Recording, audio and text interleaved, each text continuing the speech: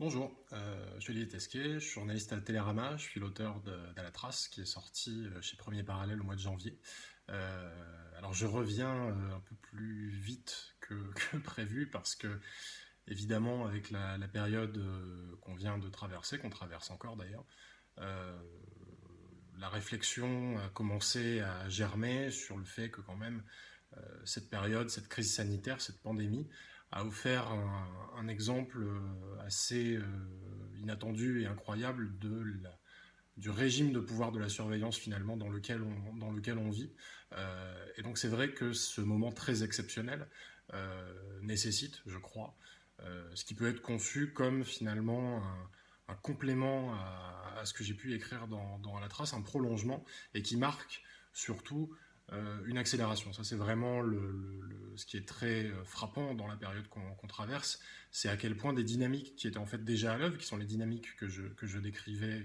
dans le livre qui est sorti en janvier et qui maintenant prennent une toute autre ampleur et accélèrent beaucoup à la faveur de cette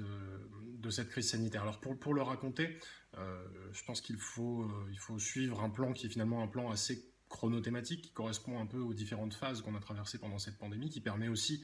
d'avoir, on va dire, une vision assez panoramique, parce qu'évidemment, c'est pas un problème franco-français, c'est un problème international, et on sent qu'il y a à la fois des différences dans les approches, et puis il y a aussi beaucoup de dénominateurs communs. Alors, c'est vrai que moi, je tiens assez à commencer le livre selon cette idée qu'on a beaucoup répétée pendant des années, que la sécurité était la première des libertés, et que, à ce titre-là, elle était la condition d'exercice de toutes les autres libertés finalement. Et aujourd'hui, on se rend compte que la santé est un levier beaucoup plus puissant pour imposer un certain nombre d'outils, un certain nombre de politiques publiques, qui sont d'ailleurs parfois les mêmes, avec les mêmes acteurs, et j'y reviendrai un peu plus tard, euh, que pour la sécurité. Donc assez rapidement, je voudrais m'intéresser à cette question de savoir s'il y a finalement une surveillance de masse, comme on me le demande régulièrement et comme on me le demande de plus en plus à la faveur de la pandémie, ou est-ce qu'il y a finalement plus une massification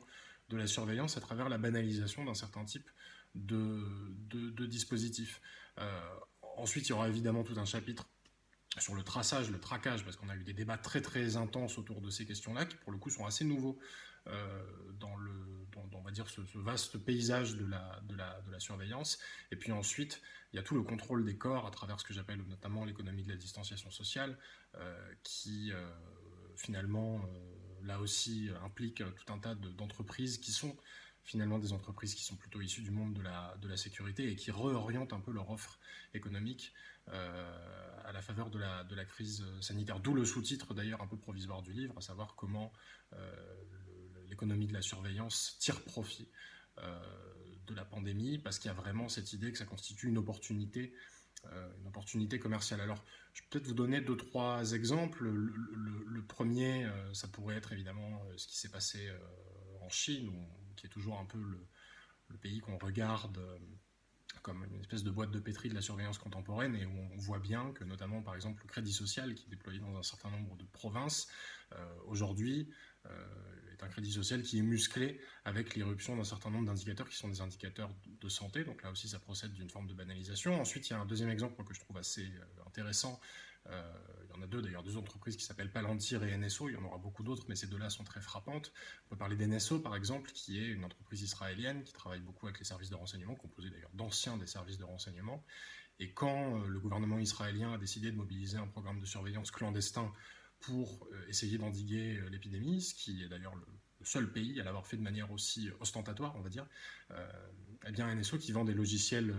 espions à tout un tas de régimes autoritaires pour surveiller des opposants et des journalistes à longueur d'année, et bien cette fois-ci est venu proposer au gouvernement israélien et à un certain nombre d'autres pays de calculer un score de contagiosité finalement pour ordonner un peu la circulation des corps dans l'espace. Et puis si on veut parler de la troisième partie qui concerne donc, du coup cette économie de la distanciation sociale, alors on a une start-up française par exemple qui s'appelle Datacalab qui a été cofondée par un ancien conseiller com de Nicolas Sarkozy et qui, après avoir approché les municipalités pour leur vendre des logiciels et des algorithmes capables de détecter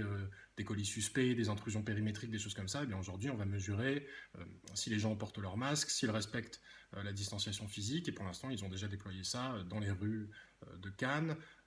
à la station Châtelet-Léal à Paris, qui est depuis assez longtemps finalement un laboratoire de recherche et développement dans cette espèce de futur urbain assez sécuritaire. Et donc voilà, je voudrais suivre ce fil-là et raconter à travers le prisme de la crise sanitaire comment